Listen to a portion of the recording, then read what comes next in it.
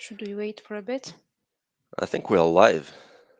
I just saw Okay. the message. I think we can start. Okay, we can start. Okay. So, hello everyone. We appreciate your participation to today's session of Risky Business. My name is Samar Amari. I'm a senior sub GRC and authorization consultant at Turnkey Consulting. Today, I'm delighted to be joined by Ilya Chabalin. Ilya is the GRC Digital Transformation Manager at L'Oréal, and he has kindly agreed to present today's session titled Administrating RPA Across Global Subsystems, How L'Oréal Utilizes Sub GRC. So, Ilya, if you can introduce yourself for a bit and talk about your expertise and your background. Sure. Well, you have did partially the introduction already. So I'm the governance risk and compliance digital transformation manager here at L'Oréal. I mostly look after different initiatives related to user access rights lifecycle management and access risk management. All right. So I have more than 10 years of experience in not only SAP ERPs and access management, and RPA journey was a part of our experience we have undertaken together with Samara uh, 2 years ago now, I think. Yeah. So it will be a pleasure to share the highlights of this journey with you today, Thank you. and hope it will be interesting. Yeah. Thank you. Okay, shall we start? If you can go to the next slide, please. Okay, so today we'll be covering two key points: the context of RPA administration, the challenges faced by L'Oréal, and we will present and explain the design of the solution. So these are the two main elements that will guide us through our discussion today. If we can go to the next slide, Ilya. Thank you. So L'Oréal aimed to increase the efficiency of its supply chain and finance teams by automating a series of time-consuming tasks and allocating them to RPA bots. So, however, the central administration of these accounts can be a very challenging initiative since it meant managing accounts spread across multiple sub-platforms, 22 sub-platforms to be precise, 44 if we include also the quality environments, which is a very complex task because it implies coordinating with different IT teams per zone, sometimes per country, who have different assignment groups in ServiceNow, different operational processes, which means we have no control over the changes made to the RPA authorizations. Additionally, RPA accounts must be secured by providing the least privileged access to the bots so they can execute their tasks and only their tasks, and while also preventing segregation of duties conflicts. And also, L'Oréal has must ensure that any changes made to the RPE authorizations is approved by the appropriate stakeholders, since bots are able to perform tasks on a large scale. So, taking all of these elements into consideration, I will let Ilya present the solution that he designed. That we designed. Yeah, Thank you. thank you, Samara, yeah, for introducing the context and sharing the important inputs. So the idea today is really to share the highlights, also insights we've gathered during this journey with you. So we'll try to do that within the next 15 minutes or so, and then leave some time at the end, probably 5 to 10 minutes, to let you ask your questions in case you'll have any. And so just to do the opening again, so L'Oreal is many large companies started this RPA automation project back a few years ago. And as we are very SAP dominant landscape, so the question came in pretty quickly on how do we manage users in SAP that are exploited by the RPA bots to do the automation part. So how do we do it in a pragmatic, automated, and secured way? And oops, I'll go to the next slide. So what Samar has also mentioned is very important. So not only we have very SAP dominated landscape, but we have many different instances, right? So we only had uh, just for the RP scope, we had 44 SAP platforms to manage, both quality and production. So that meant 22 production SAP instances environments to manage, which was a lot. And we wanted to make sure that our RPA SAP users have the central governance implemented, and we're in control to make sure they are properly created, modified, and their access is secured. So we started to look for a solution to build for it. It was kind of predefined by the fact that we are using SAP GRC access control suite, including access request management module for our normal dialog users provisioning. So we decided to build our RPA solution on this basis, right? And so Gate is the platform here at L'Oreal behind which you find the SAP GRC access control suite. And we decided that we would leverage this, whatever is already in place, to create our RPA SAP users by the means of business roles. So that's the very high level solution overview. And we split the task, right, the process in two parts. So the first part is how do we actually manage the user creation and modification? And the second part, how do we manage the access user access modification, right? So whenever the RPA bot needs new authorizations to function for a newly implemented process or a process that has evolved recently. So to address the first piece of that is introduce a workflow in SAP GRC access control access request management module, which is consists of maximum two approval steps. So here you see that uh, the RPA factory team in charge of deploying new processes was always at the origins of the access request. So submitted requests in access control, systematically approved by the RPA team lead, which was our filter to make sure that whatever is requested is operationally validated and is indeed needed. So that was a systematic approval step in our workflow. And we had what we call an SOD detour, so a risk detour step, which only occurred when the requested access contained access risks, right? That could be SOD risks or sensitive transactions. So that's where we had the internal control director of the group intervening because the processes was as we are provisioning 44 system at once. Of course, we're no longer entity based, but we're at the group level. So that's where we have implemented some control by design checks, which we'll see on the next page, to make sure that this step occurs less possible, ideally never, right? And then after this second approval, which is only there if there are access risks to approve, there was direct provisioning in all 44 systems you've seen in the previous slide, so 22 quality and 22 production environments, which meant that overall, with one request in access control, we created 44 RPA users in the backends in exactly the same way, making sure they have the same user IDs, the same attributes maintained, the same prerequisites such as user parameters and user groups filled out and so on. So that was a guarantee for us to make sure that on the user creation part, we're compliant, automated, and consistent. So this part was addressed as a first step. Uh, Before we go to the next step, I would like to zoom a bit on this control by design step, approval by internal control manager.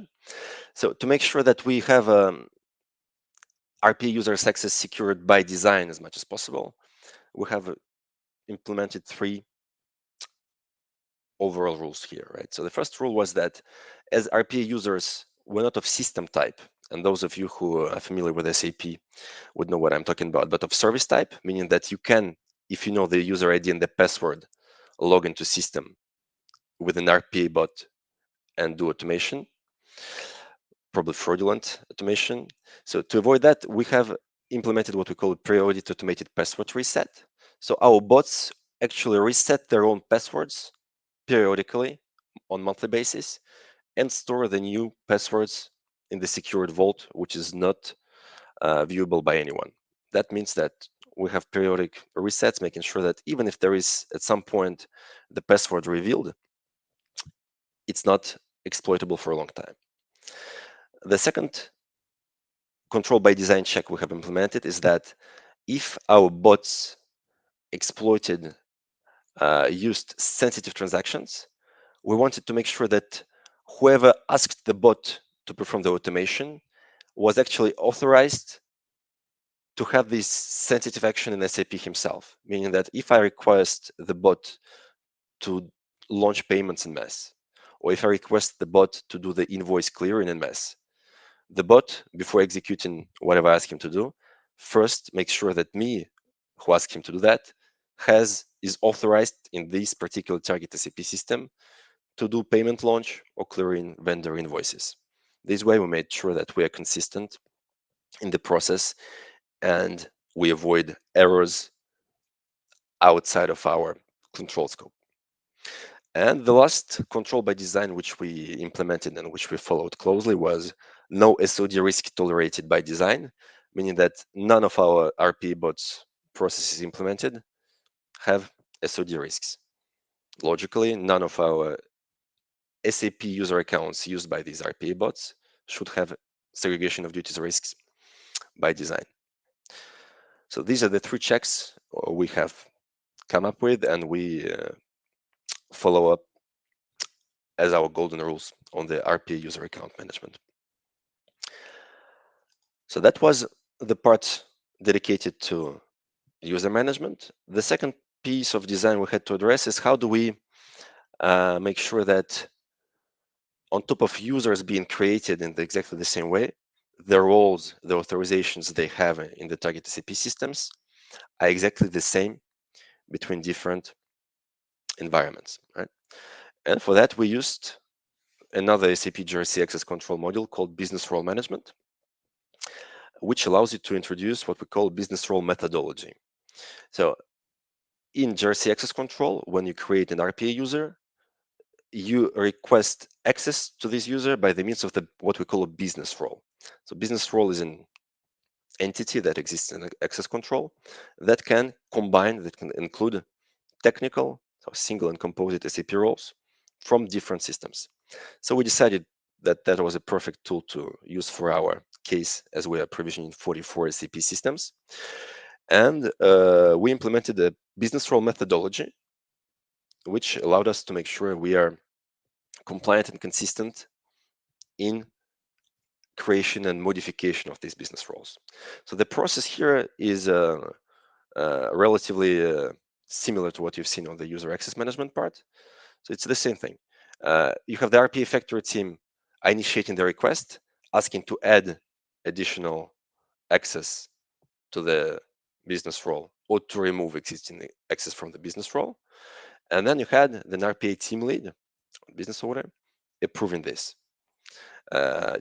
change request. And should there be any created access risks, SOD risks, or sensitive transaction risks within the business role, in this case, we had the internal control directly in the loop, making sure that even if sensitive transactions are authorized, they are properly mitigated, and making sure that no SOD risks occur on our RPA bots by design. Right? So that was our second workflow implemented, and both combined between the first workflow to allow automated user creation and management, and these workflow allowing to introduce a methodology to create and modify business roles. We closed the loop, making sure that the entire process to manage the life cycle of an RPA SAP account is under control. And well, that's very high level. So we had a couple of challenges behind that, and the idea is to detail them a little bit on the next slide. 2 slides, I believe. So the first thing is that, as I've said, business role is an entity in access control that allows you to combine multiple technical roles in SAP, not necessarily from the same environment. So luckily here at L'Oreal, we have what we call the core single role toolkit, which is basically Lego bricks, right? Lego constructor bricks available in every single SAP system we have, which are exactly the same. So it's a core group kit of single roles with exactly the same transactional contents, meaning that today, no matter in which SAP system I look, I'll find the same set of roles with the same transactions, the same authorization objects, same values there. For us, it was a perfect prerequisite because that's what we needed. That made us capable to create business roles with the same single SAP roles in all connected SAP systems. And that ultimately enabled us to create business roles to provision access rights in all connected SAP backends with exactly the same set of single roles. So that ensured that not only our SAP users are created in the same way, but the roles we are granting to them are absolutely the same. And to to reinforce this rule, so we had what we called golden rule one. We only had one business role assigned to one RPA SAP account, which made it impossible to do additional mixtures and create SOD risks by accumulating multiple business roles on one account. So you see here, it's a pretty self-explanatory image. So you see that you have different SAP systems, and in each of these different SAP systems, you would find exactly the same single roles with exactly the same naming convention and exactly the same contents, which was a pretty good luck for us with this project. All right, so that's on the business roles part. And now, before we go to the Q&A session, the idea is to try to summarize what we have just explained, because it's true that it's kind of hard to put in 15 minutes the project we had ongoing for a few months. But if we now, I guess most of those connected to this session are either those interested in similar problematics and how to answer these type of problems within your companies, or our colleagues who have joined to see us talk about this. So both would be interested. But if we now try to take a step back and look at this project, because it's been 2 years since we've started, and it's been a long time since we're in the run mode, and if we are to share with those of you thinking on how to automate RPA SAP access in your landscape. So two things we would like to share is first, the major prerequisite, and secondly, one lesson learned, uh, one important lesson learned within this, probably the most important lesson learned within this project. So if we talk about the prerequisites, if you want to go this way, and if you want to go with automation and automate the creation of RPA users, and if you have a multi-SAP environment landscape, the first thing you need to make sure is to make sure that you have the core model for authorizations. So you have this core set of single or composite roles available in your SAP systems, all the systems concerned by your RPA initiative, to allow you manage access rights in exactly the same way in different systems. Good thing is that even if you don't have that today existing, it's not that hard to build it specifically for RPA, because RPA are normally very punctual use cases, meaning that you don't need extensive access uh, for these accounts. So normally we're talking about pretty simple creation of single roles and then replicating that in multiple SAP systems in the same way. So that's a prerequisite which is possibly already there for you. If it's not there for you, it's something that you can build yourself. Just plan ahead, because it can take some time to make sure that you have this created in all your SAP connected systems. So that's the absolute prerequisite. And if we're talking about the lessons learned, so you see we've put here provisioning, production, and quality should be separated. You've seen on one of our previous slides, the first slide, right?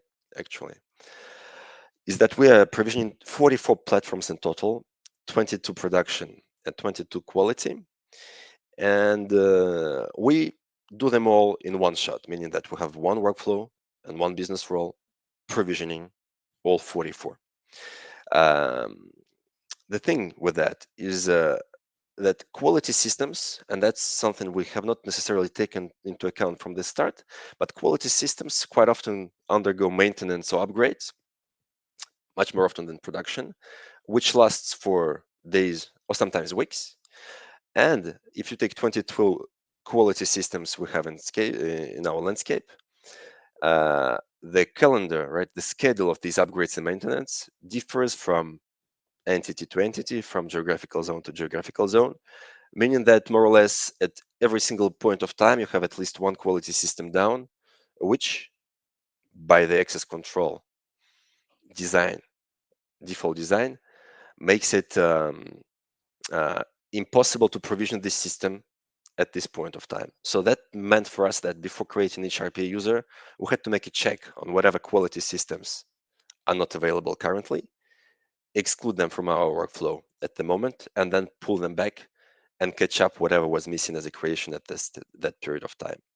So to avoid that, what I would recommend to those undertaking this journey or planning to undertake this journey is looking back, I would segregate production and quality environments provisioning in two different workflows, having business roles dedicated for each, and possibly go even further and for quality landscape, segregate by geographical zone initially, because well, in your context, it could be different. But think of these while you are planning similar projects. And our echo would be not to merge production and quality workflows for this particular reason, because it would create some additional manual work for you in the run mode. So that's the big learning from this project. Not critical neither, but that's something we wanted to share for the very reason for you to be able to avoid this and optimize as much as possible your target design. And that concludes our experience sharing uh, session webinar. So thank you, Samar, for introducing and thank you for being a part of the project back in time. And thank you, Turnkey, for accompanying us on this journey. Uh, I think there is a question. Yeah, I Well, think. all right. Um, Uh, and all right, so the question is, I'm not sure if everybody sees it, but so the question is a really interesting use case with GRC. Thank you. What is the approximative time to deploy a new RPA user in all your system now with this approach? Well, approximative time, if we talk about from the initiating of the request and access control to the user creation, uh, if everybody gives the approvals within the day, we have our account created in all 44 systems with 1 day. So if we talk about the automation part itself, it's instantaneous. Then if we talk about the overall design, so once we have a new RPA use case approved and addressed by our RPA team, we actually have it as a part of the process to, at the same time as building the new use case for RPA, we're making sure we have RPA SAP user ready with adequate access rights. So we're preparing this. We're making sure that we are running the tests. RPA team is actually running the UAT tests on the target RPA user with the target access rights. So it's now a part of the process, RPA deployment process. And once we are ready to go with a new user in production, the creation itself is, let's say, between 1 day to 1 to 3 days maximum. If we have some questions, if we have some unexpected detour to internal control, which reveals that we have not discussed some sensitive access in advance, that might create additional time lag. But I would say, and Samara, you're probably more yeah. operationally aware of these now than I am, but I would say 1 2 days. Yes, 1 2 days, sometimes even less than 1 day if everyone approves in time. So it could be like one afternoon. So just the standard validation workflow. Time to take a coffee. That I still that's haven't. fast. Yeah, Yeah, you're right. that's Do you have uh, another question, or I think that's the any other questions? So I don't see all those connected. So do not me hesitate. We too. still have 5 minutes. Should you have any questions directly related to RPAs or to access control, whatever has been mentioned as a part of this uh, experience feedback, do not hesitate. And shall you have any questions after this session, which might be the case? I think all of you have uh, uh, contact within Turnkey, so don't hesitate to address those after the session if it comes to your mind afterwards. All right. Well, I hope that no questions means everything was clear, and it doesn't mean that it was not clear at all. And hope that some of you who have connected actually found this useful. That was at least our objective. Thank you for being with us. Thank you for joining this webinar, and have the great afternoon, morning, wherever you are. Yeah, exactly. Thank you very Bye. much, Ilya. Thank you, everyone. Thanks, Bye Tamara. bye. Thanks, all. Bye bye.